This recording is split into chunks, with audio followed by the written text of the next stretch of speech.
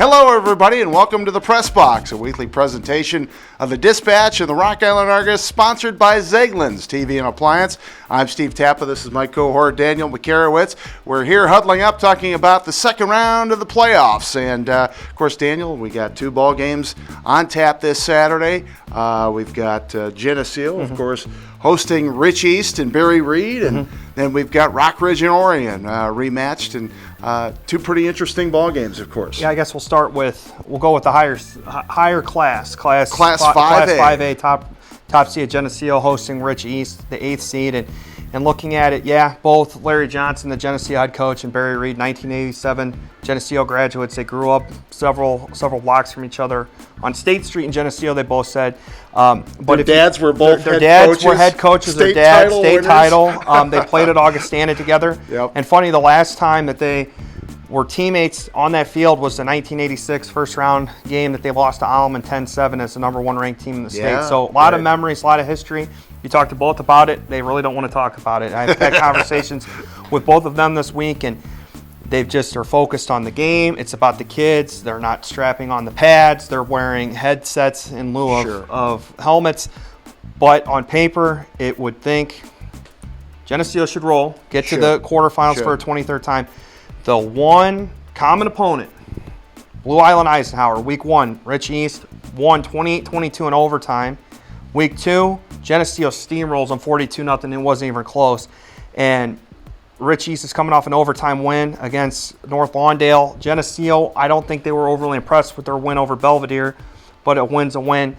And the way Geneseo is playing, and I think that are going to be a little bit more loose. They're going to have an edge to them this week. You got to think that Geneseo should be able to roll through Rich East without any issues, because Geneseo is playing well at home. Their defense is playing, and they played an inspired Belvedere team that was better than the 5-4 record that they had. But Geneseo at home against a team that runs a similar style, you'd think as Geneseo shows up and are focused, that they should be able to win that thing. Yeah, all the check marks have to be on Geneseo's side. Correct. I mean, it's just so hard to win there. Correct. And that's a team that's coming from the suburbs that isn't used to the environment in that situation. Right. But Coach Ree was quick to point. It is a playoff environment. Yeah, and Coach Ree was quick to point out that a couple years ago they went on the road and won at Metamora, and we know how difficult it is to win at Metamora and Malone Field. But Geneseo's a better team than that Metamora group was, and Geneseo, I think, wants to prove themselves worthy of that number 1 seed. They didn't like their performance last week. You have to think on paper. I mean, it favors Geneseo, like you said. All the check marks go their direction. Yeah, and we've seen some teams from that conference. Are they athletic? Yes, they're athletic.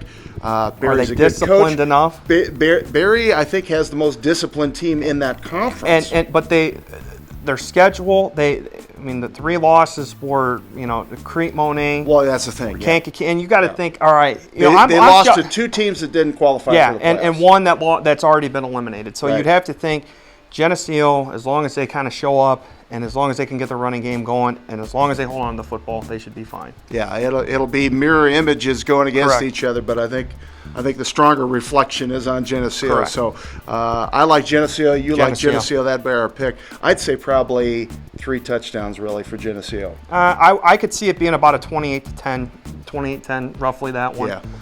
They'll be able to I think they'll limit their points. I don't think that Rich East is going to score 20 like Belvedere did, but Geneseo should be able to put some more points on the board. They were hampered a little bit by turnovers, which you haven't had many turnover issues. And they still scored 30. And they still scored 30 points. Yeah. Next game for Class 2A, playoff rematch. Rockridge, Orion, 2 Three Rivers South teams. They met in the regular season. Rockridge won that one 43-21. You know, and I know, we've been in these kind of rematches before. It favors the team that lost that first time around. You're able to make more adjustments rather than the team coming in going, okay, what do we adjust? What do we do different that, everything was working. Why do we need to change it? And Rockridge coach Sam Gray said Orion defended them as best as anybody has this season, and they played Sterling Newman, and he said as best as anybody has defended them this year. He said they were in position to make tackles and make stops, but Rockridge was able to, he called them kind of junk touchdowns is what Rockridge was able to score. But on the other side of it, Orion put up 21, but 2 of those touchdowns were against the subs. But Chip Filler being back, I think and Sam Gray is pointing this out. Chip Filler is one that if you're not careful, he'll outcoach you. He's a very good motivator, and I think his messages to the team, you know what, they're going to come in here, they're going to waltz in here thinking that they're going to roll through us again. We have nothing to lose. They're at home. I think Rockridge better be careful because Orion, I think, will put together a good game plan. They'll have the motivation factor, and I think the best coach in the area, as far as motivating his team, Chip Filler is one of the best, and he will have that team ready to go. But I think at the same time, Rockridge is cognizant of what's going on too. They messed up in the second round last year at Mercer County. I don't think they want to repeat history like they did last year. Yeah, that's what I was going to say. Is Rockridge is still my pick. Correct. To win 2A in state. Still to win this game. Yeah, they do have to be wary, but I think they are already wary. I think they're already wary that, last year the second round, oops, we slipped up. Yeah. Hit the banana peel. You don't get the rewards. Right. So now they know. Okay. And second off, they're playing Orion, which is a team they've already seen. Yeah. Yes, they've already beaten them. Yes, they have confidence, but they also know that Orion is going to be confident too. Orion did some good things in that first game. Yeah. Orion's going to make some adjustments. Orion's going to play a little bit different defense. Yes. And they have all their weapons back. They didn't have everybody healthy in that week 3 game, but in looking at it on paper, it favors Rockridge. I think it's going to be closer than a 43-21 game. But Rockridge, the weapons and the experience and just the way that they're playing, everything kind of goes into Rockridge's favor because I just think that they're a little bit more prepared for this moment than they were last year. Coach Graves said we couldn't handle the big game. And I think that this team can handle that big game. On paper anyway, it tells you that first go-around was pretty accurate score-wise.